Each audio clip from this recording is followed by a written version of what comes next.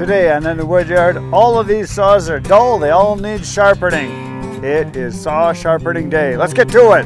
Right here we have a Husqvarna 592 XP. Right here is the Echo CS7310P. Right here is a Husqvarna 572 XP. This is a Stihl MS500i. This is a Husqvarna 562 XP.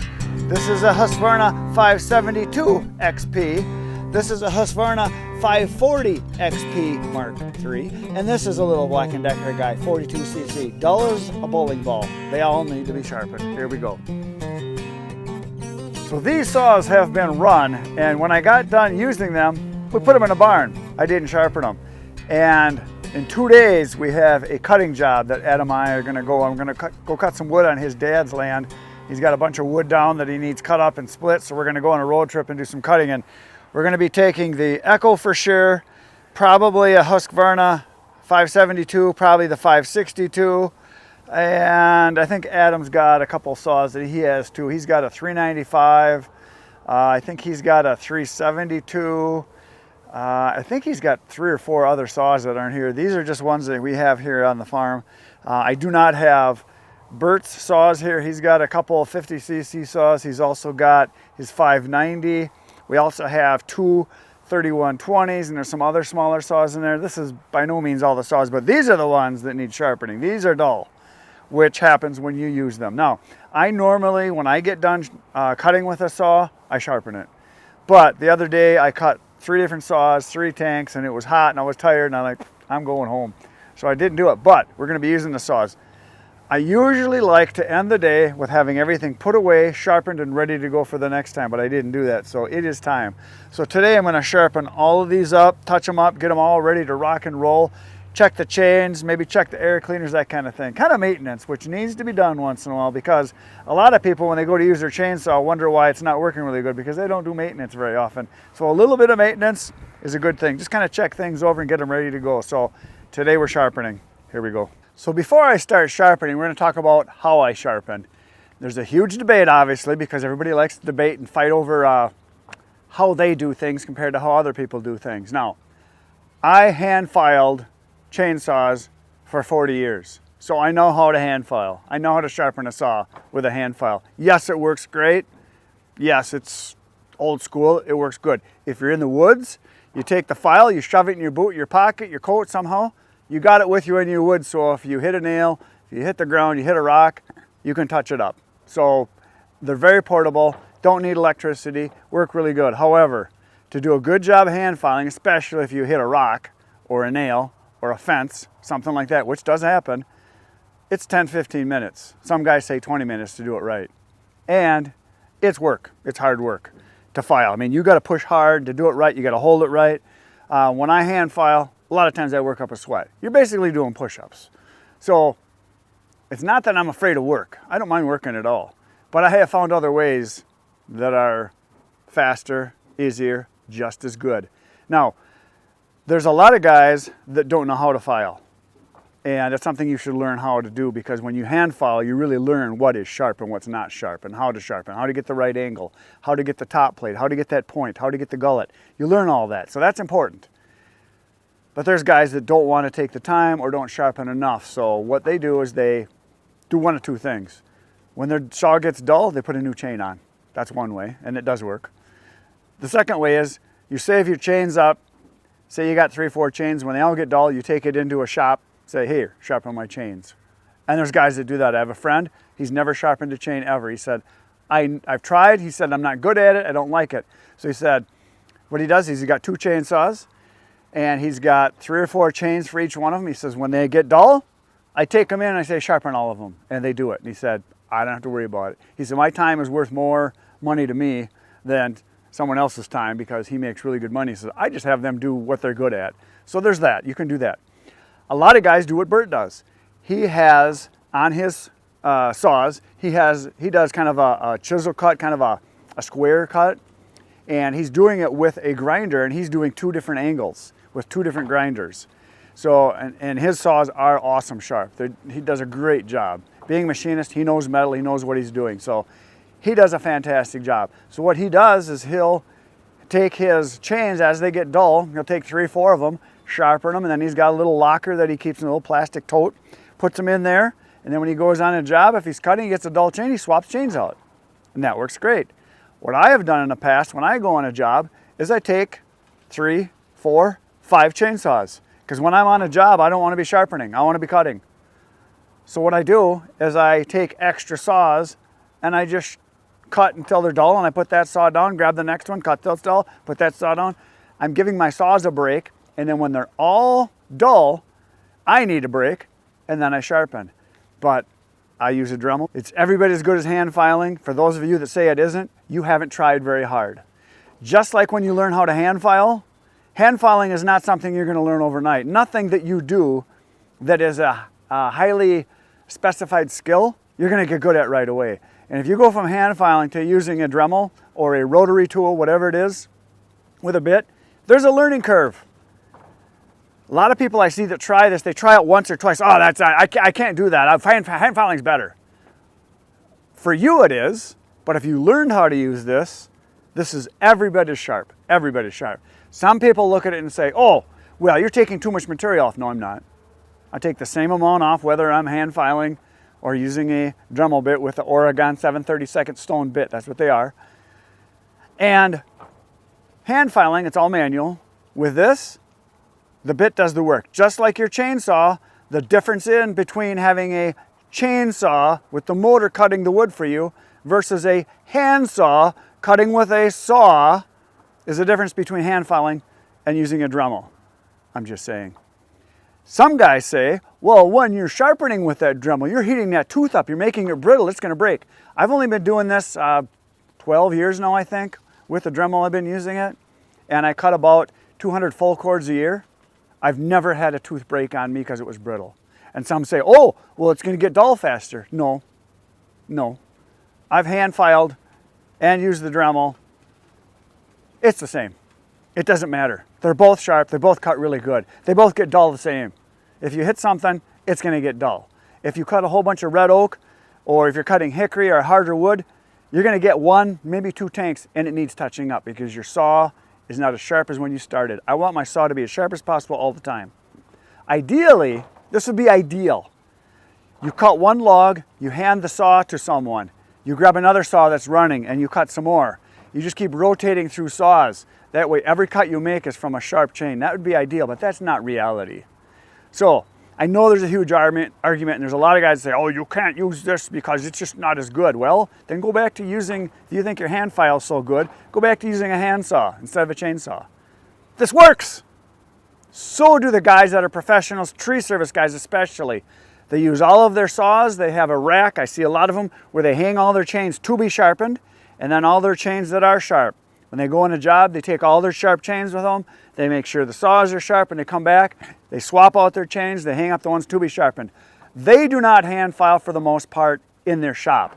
They're using a disc grinder, or they're using an automatic machine that sharpens them. If you've seen those, they're awesome. They're not cheap, but they do a fantastic job. Now, some guys would say, oh, you're taking too much material away. A chain is a disposable item. So what if instead of getting 8 sharpenings out of a chain, you only get 7? So what? If you're not spending very much time sharpening them, it's not a big deal.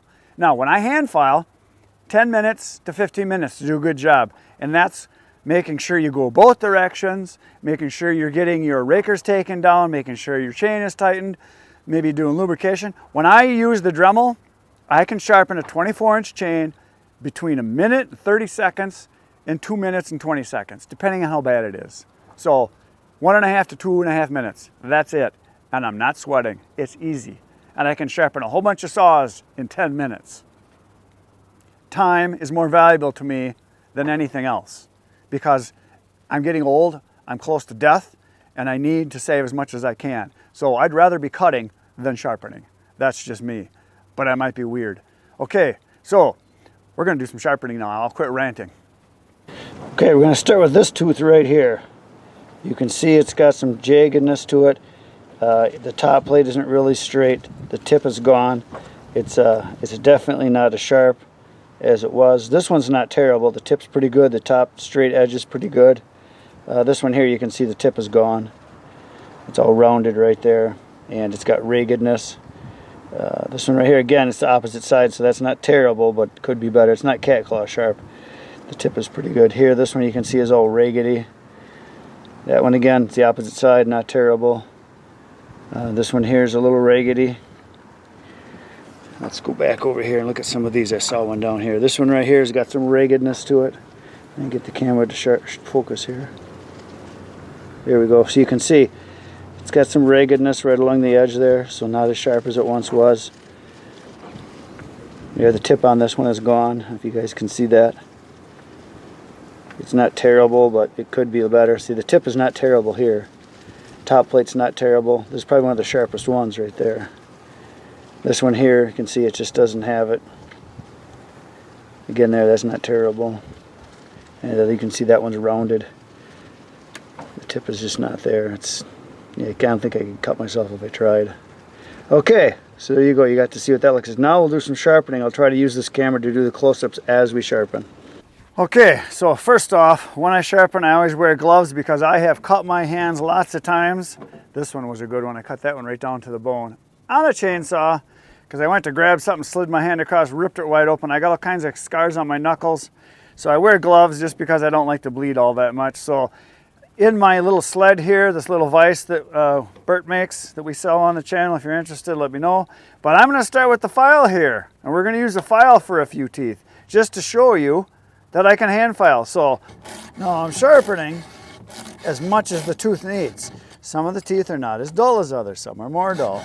Some are not dull at all, we just need a couple strokes. But I usually do 4, 5, 6 strokes, whatever it takes till you can just feel it. It's more of a feeling thing than anything, and we gotta see it too.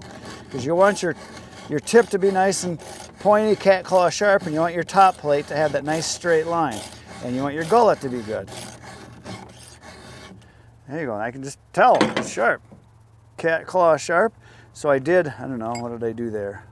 5 or 6 teeth, something like that. There we go. I'm gonna go with the Dremel now. I do have a Dremel that's got a battery pack on it.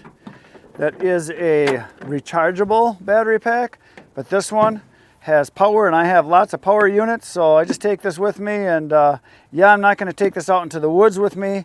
I'm gonna keep it pretty much in the truck. But like I say, I will run all saws. I'll run 4, 5, 6 saws till they're dull, come back to the truck, work on the tailgate like a bench with a little sled I have here, and then we use the Dremel. I also wear glasses, and I'm going to wear some earplugs. The reason I like the glasses is there are cheaters in here. There's like a 2-power magnification, and that does help see. When I look up close, I can see the tip really good here. I want it as sharp as possible. So here we go. We're going to do the old Dremel thing now. Some of these I've already touched up, and you're going to notice when I do the Dremel how fast it is. And I don't have to do just one side and then go back to the other side. I can go back and forth with this, no problem. So here we go. Done!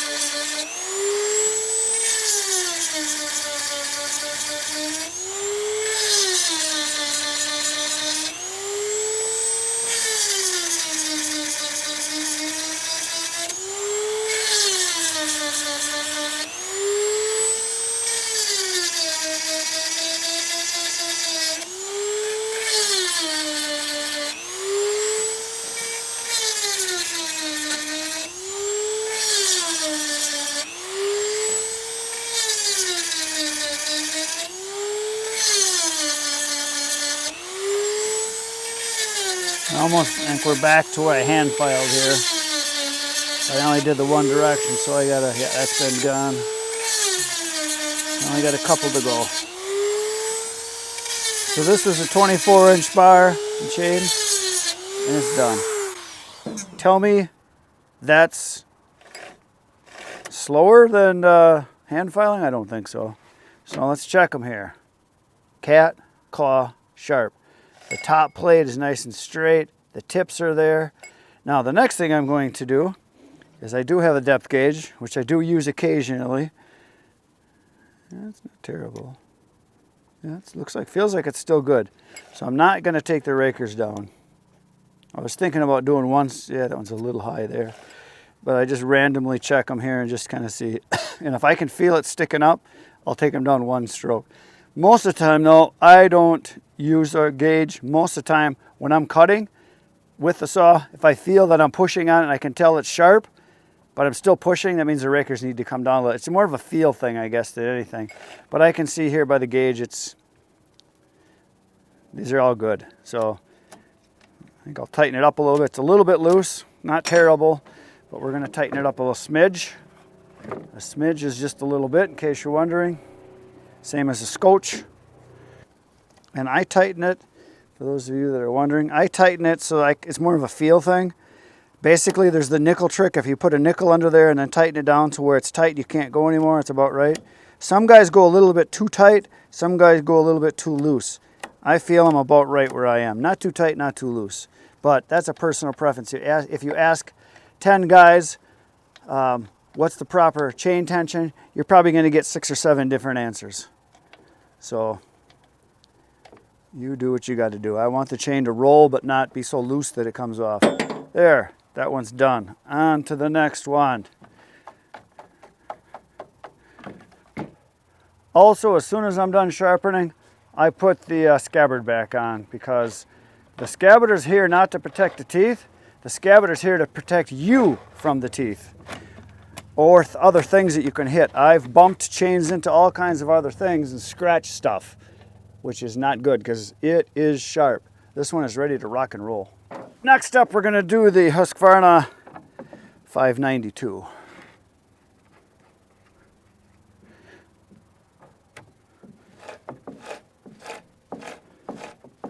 What I'm doing right now is looking to see if there's a, there it is right there, this other color link. And the reason I look for that is I like that to be my starting point a lot of times when I'm sharpening. So if you look right here, you can see this link is a lighter one. Sometimes there'll be like a gold, brass color, whatever. But that's where I like to start my sharpening. And again, I can see really closely here. I'm going to show you with the other camera now what this looks like. Because some of the teeth aren't terrible, but some of them are raggedy and rounded a little bit. So I'm going to get the other camera because I can do closer up. Because that's as close as I can get this camera. So we're going to take this bad boy right here. That's my zoomer. And we're going to zoom in here and I'll show you right now what it looks like. Okay, here we go. Let the sharpening begin. Hopefully you guys can see this.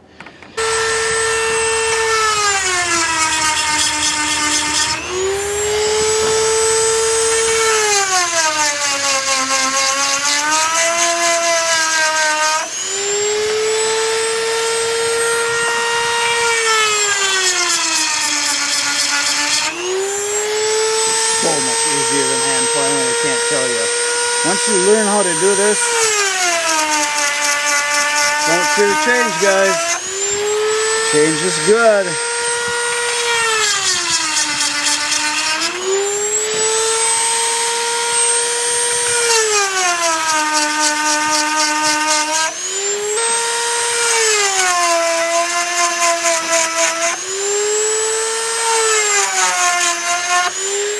I'm pretty sure they're grinding them.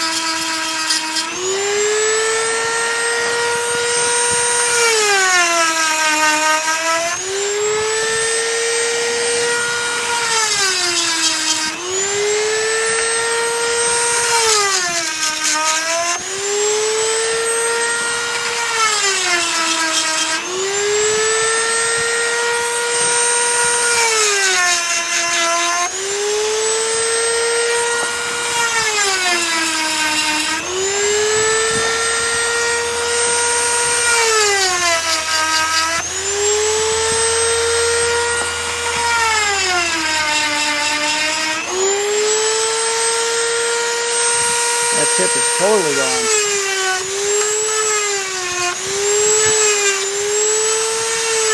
There you go. Better.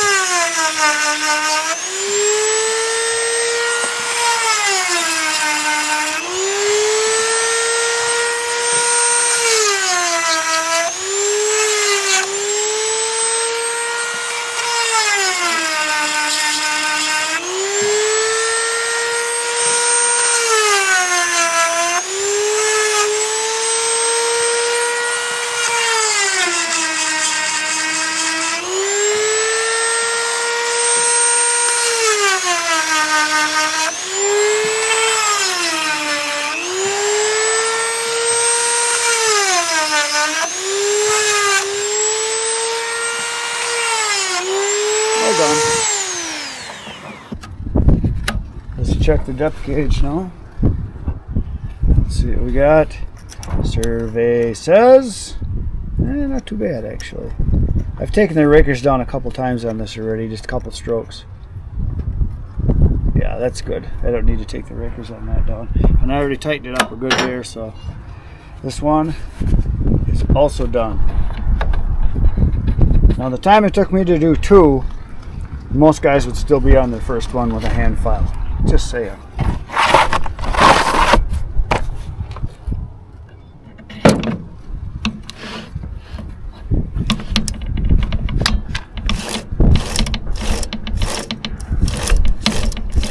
There's our colored link right there.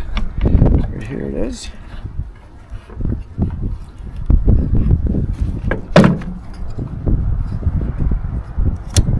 Tighten it up a little first. Otherwise, one thing I have found is that if you don't tighten this down first, what happens is the whole chain will rock back and forth on you, especially if you're hand filing. This thing will just rock all over the place, and I don't want it to move. I want it to be almost too tight, so that when I'm basically just real lightly skipping this across the edge, that the tooth isn't moving. I want it to be steady, like it's in a vise. So that's what I want. I want it tight. So we're going to do that. So there is one thing I should mention here. For this demonstration, I've been sharpening differently than the way I normally sharpen. I'll show you right now what I mean. When I am doing this demonstration, I've been standing over to this side, and I'm sharpening here, bringing the Dremel around, sharpening here, bringing the Dremel around, sharpening here, bringing the Dremel around, sharpening here. This is the way I normally do it. I would stand on this side. I'm right-handed, so I'm over here. I would sharpen here, sharpen here, sharpen here, sharpen here. And that's what we're going to do this time, because that's the way I normally do it. But it's a little harder with the cameras because I had 2 cameras going here trying to show you guys the angles. But this time, we're going to do it the way I normally do, so you can see, because it does make a difference. So I think that should be good. All right. So we're going to start right here.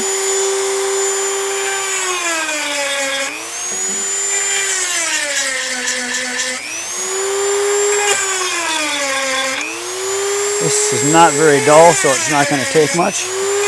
This is basically just a touch-up.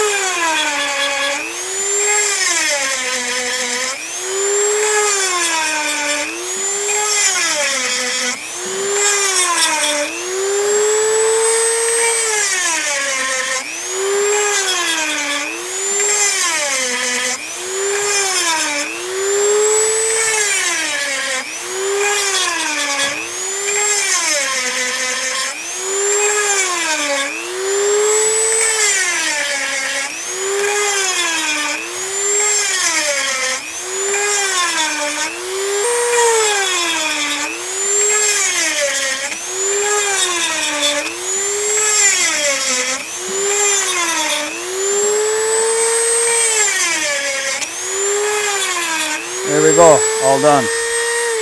Now let's check the raker or depth gauge, as some guys like to call it. Let's give that a check. Still feels pretty good there. And these, yeah, I can feel them sticking up. So, and this one is, I've never taken the rakers down yet because this is a fairly new yeah, I can feel them. So we're going to do one stroke on these. Yep, they're sticking up, I can feel it. Now I don't use this to file over the top like a lot of guys do. Again here, I will show you how I do this. Now, this file does not have any cutting teeth on the outside edge. So if I rub up against the actual sharpened tooth, it's not going to hurt anything. And you always want to be sharpening the far side, which means I want to be on this side going this way, and I want to be on this side going that way. Otherwise you get chatter. I'll give you a little demonstration here. So we're going to do one stroke. There's one, that's it. And then here's the next one. It kind of chatters. I mean, you can go that way, but it's a lot harder, so I'm not going to. So we're going to do every other one, and we're going to go the other direction.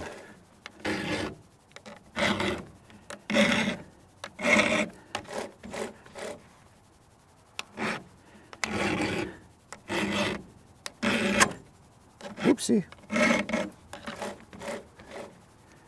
That's done.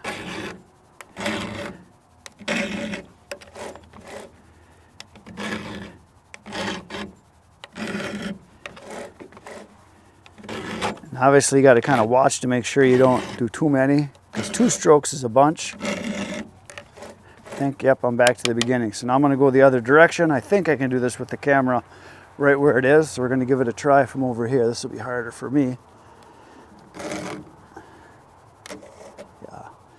Yeah, harder. I did that one because I did a demonstration on that.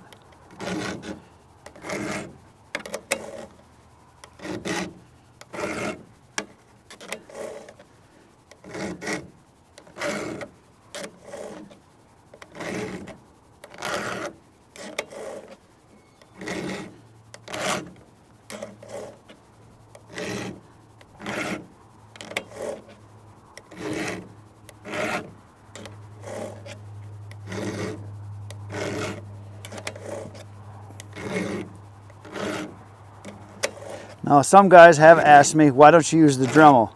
I have in the past. This works better. The Dremel, I have found, I can take it off the top with the Dremel, but it's kind of more of a rounded thing. It's not as flat.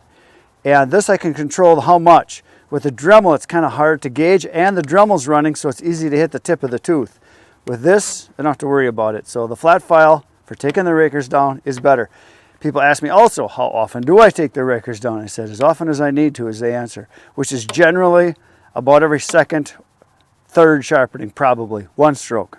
So there's that. I like to take a new chain and take them down 1 stroke most of the time right away, because I think in general they're a little bit too high when they come from the factory.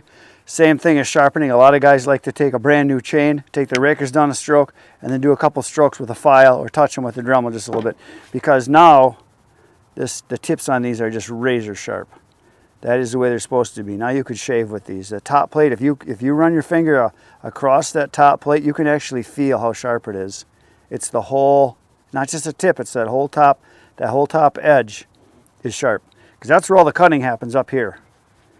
Here to here is where all the cutting happens. A lot of people think, oh, you're cutting with the gullet. No, you're not. You got this depth gauge that sticks out in front of it, so nothing's going in down into that gullet. What the gullet does is it allows your chips to roll into that so that it's not clogging up. All the cutting happens on the tip and the top plate edge. That's where all the cutting happens. It's like saying if you take a knife and your cutting edge is out here, you say, oh yeah, but you're also cutting on the handle. No, you're not. You're cutting on that tip right there. That's it. You're not cutting on the back, you're cutting on the sharp edge, which is from there to there, from there to there, that whole top plate. That's where all your cutting happens, right on the top. All right, so now we're going to speed things up. We got 3 saws done. Let's see, I better put a scabbard on before I forget. And I go and I slice myself, because I don't want to cut myself any more than I have to. I'm not that kind of person. I'm not into cutting, mutilation or whatever. I'm trying to get attention. There we go. Next up, we're going to take the steel, or steel, however you like to say it. Now, one thing I have noticed, this has the West Coast side on here, the dogs sit really high. They don't go down at all. So when I set this on here, it actually hits the bottom of the vise. So I have to actually hold this up, which is going to be a challenge for a lot of guys when it comes to sharpening with this. This is so high here. What I normally like to have is have these dogs on most of them, like on the Husqvarnas especially.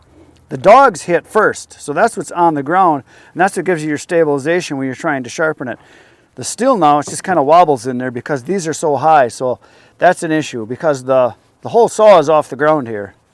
So there's that. I don't know if that's good, bad, or otherwise, but look at how loose this is just from that one cutting I did. Cut one tank, look at that. So we're gonna tighten that up first because like I said, if I was to go and use this as it is and sharpen, especially if I'm using a file, watch this. If I'm sharpening with a file, look at how much that tooth flexes back. There's so much flex there that because you gotta push, when you're filing, you gotta push in to get that gullet done in there, to get that top plate, to actually use it all. So you're constantly having that thing rock on you. So you gotta get them tightened up. And it's the same with the Dremel. You wanna be able to come in here and just tickle that edge and not have to be pushing on it at all. And if it's bouncing around on you, rocking all over the place, that's not good. So we're gonna tighten this up. All right, let the tightening begin. Oh, it was really loose. Holy crap. I gotta loosen it up even more here. There we go. Now we can get her tight. There you go. That's more like it. That should be good right there.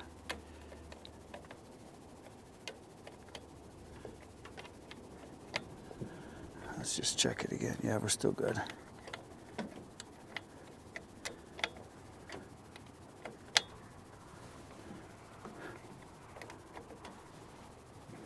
There we go. Ready to sharpen. This is another little thing I do quite often. If I don't know, I want to make sure I stop and start at the right place. I mark a tooth with a Sharpie. So there's that. Okay, here we go. Sharpening time.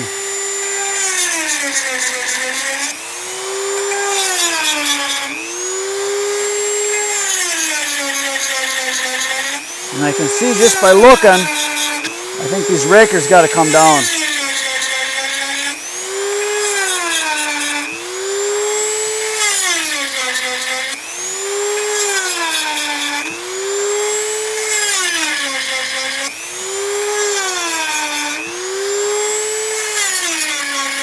These teeth are pretty bad. They're very dull.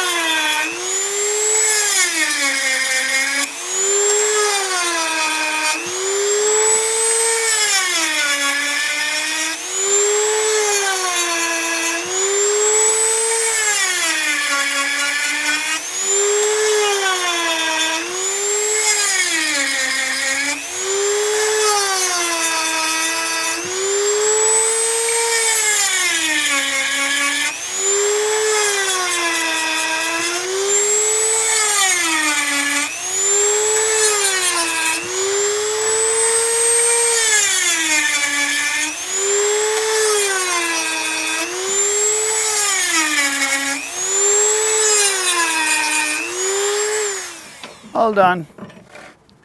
Let's check these out. Oh yeah. Oh yeah. Yeah, they're good. Okay, let's check out the gauge here. And this gauge is I think is what a .025 for 63 millimeters. So it feels pretty good actually. Actually, they're not high. I can see he's taken the rakers down before, and I don't feel them sticking up. So I thought they looked high, but they're not. They're fine. So we're going to leave them as is. So another one bites the dust. That one is ready to go. There we go. She's done. Looks like we got some rain coming. The wind's blowing. We're going to probably get some drizzle here, but I don't care. I need a shower anyway. It's been a month. Okay, so this sits up really nice, so that's good.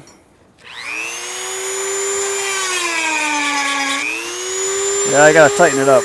I could tell right away that it was too loose when I started there, because it just started flexing, so we're gonna tighten up the whole chain here.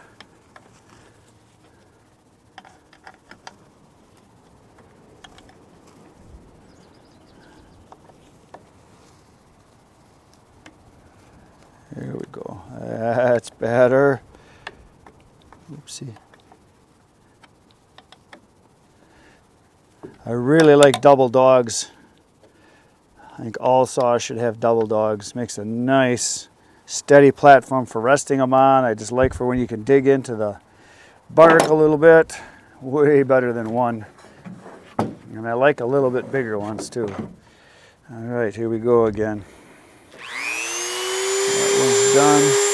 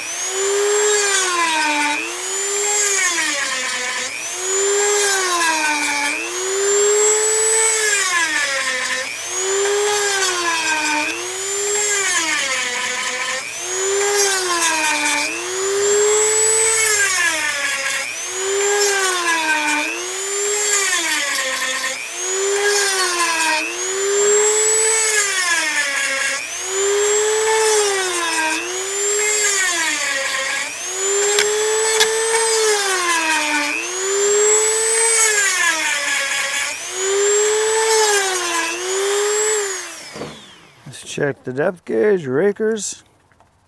Yeah, they're fine. I remember taking these down not too long ago. Yeah, they're all good. There we go, that one's done. Now we're moving along. So you probably noticed as you're watching, for those of you that hand file, you've probably never seen smoke before. Well, there's oil on the bar because there's oil in the saw that oils the bar, and there's sawdust on the tooth. So when you run that stone on there, it heats it up just enough that a little puff of smoke will come. It's from the oil on the bar and the little sawdust. Now, I just sharpened this. There is no heat, none. No heat whatsoever on these. The teeth don't get hot. They're not hot. So it's just that little bit of rotating when there's the little bit of oil, a little bit of sawdust and things like that. That's all that is. The teeth don't get brittle. They don't get hot.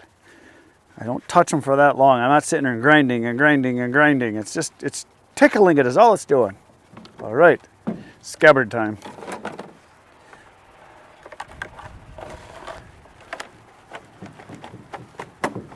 Get in there. Oh, now it's starting to actually rain. Next.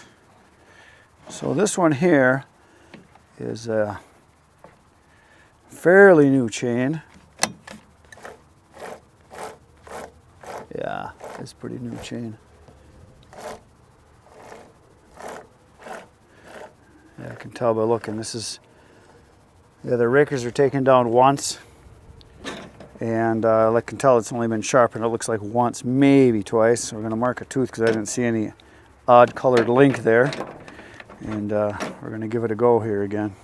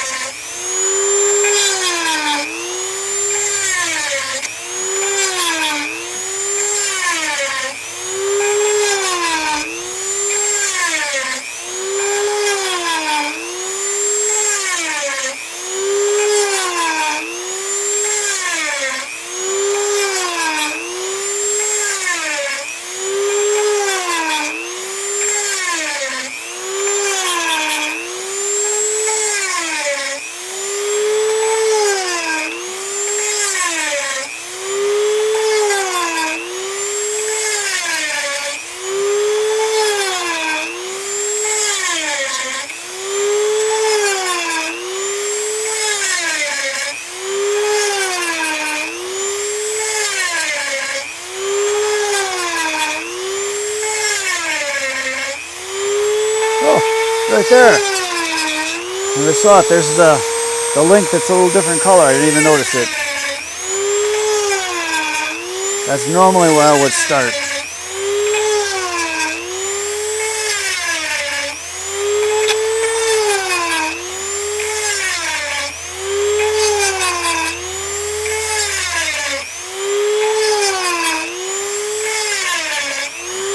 There we go. That's how fast it should be. Oh, yeah, baby.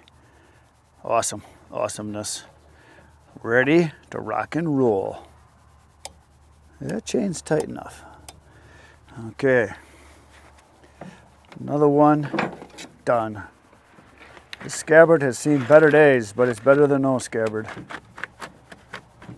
There we go. There we go. I got those loose. They were kind of ornery. Let's see what we got here. That feels about right there. And back it off just a bit.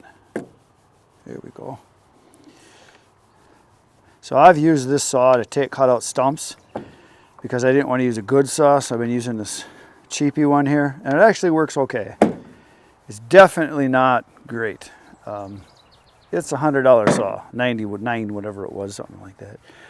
So I'll lift this up, and it's only got one dog on one side here. But also, this is a smaller chain, so we're going to use this little bitty bit here. Go in here. I'm just using the back heel now.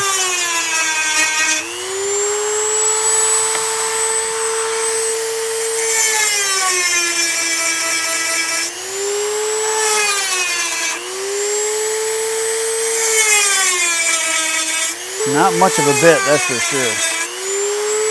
Not much for teeth either.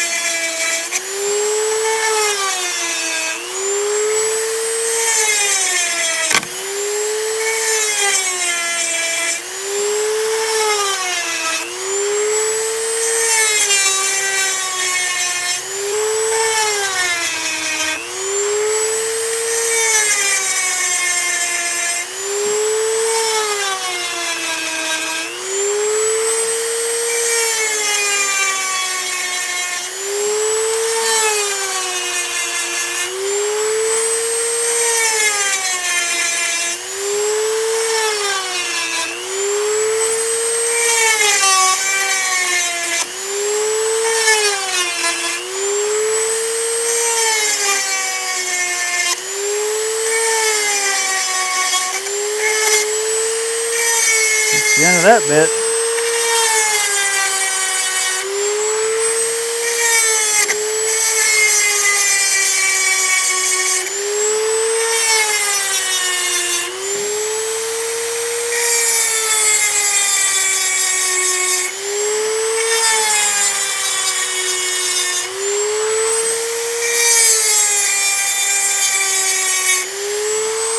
All done.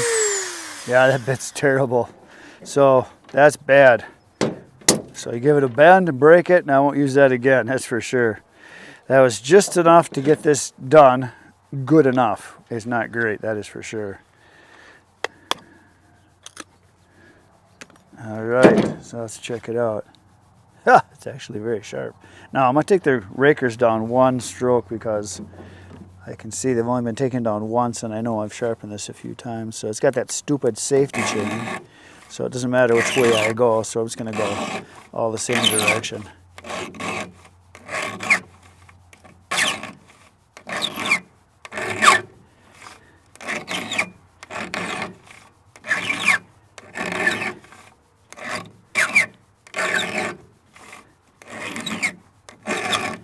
And the reason you can do this with a safety chain is you got double side here, so it doesn't really matter. It would probably be better if I go opposite directions, but don't really care. This is going to be just fine. Here we go. I got them all. Still a little bit loose. It's not terrible though. All right, there we go. We just sharpened 8 saws. One. Oh no, I didn't do that one. So 1, 2, 5, 6, 7. We sharpened 7 saws. There they are. 1, 2, 3, 4, 5, 6, 7 saws sharpened. I did not sharpen the one because it needs a new chain. It's bad. I mean, it's not even worth it. It's little nubs is all there was. Now, some are gonna say, oh, I can do a better job of hand filing. Good for you. I don't care if you use a frickin' brick to sharpen your chains. If it works for you, good for you. This is what works for me. Be happy that you're happy. I'm happy. You might as well be happy.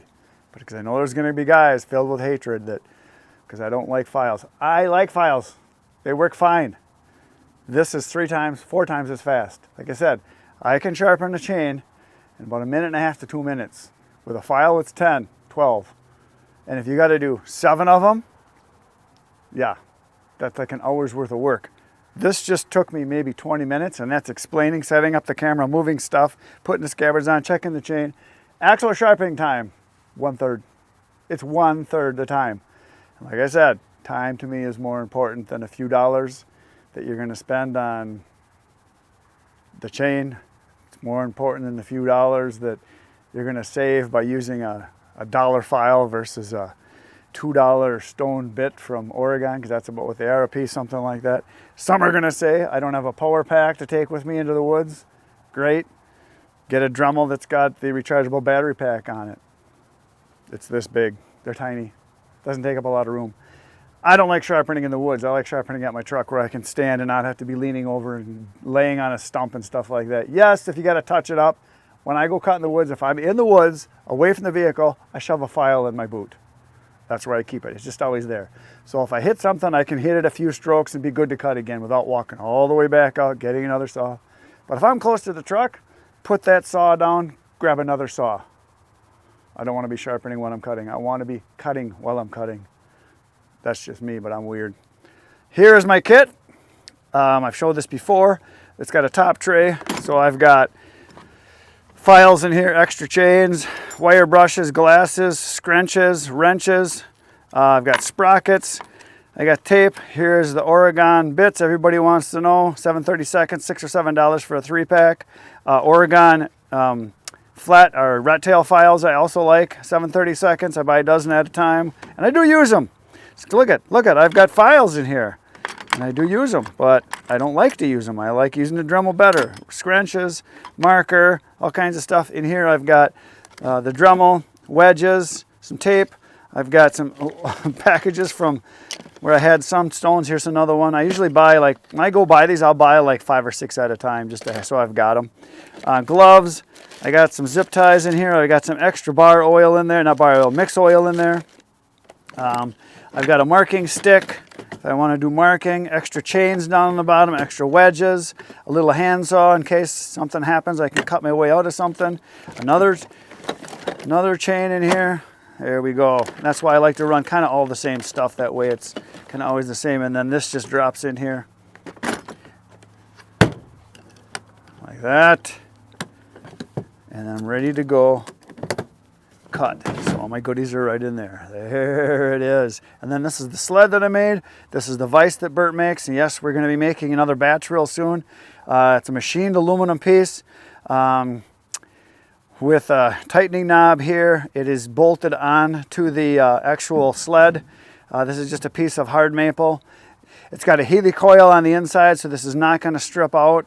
Really well made. It's got the logo on, the In the Woodyard logo on there. Like I said, we do sell these. We made a batch and we sold them all, and we're going to get another batch made real soon here. We're just waiting for enough orders, and now that we've got enough orders, we're going to be making another batch probably within the next couple of weeks.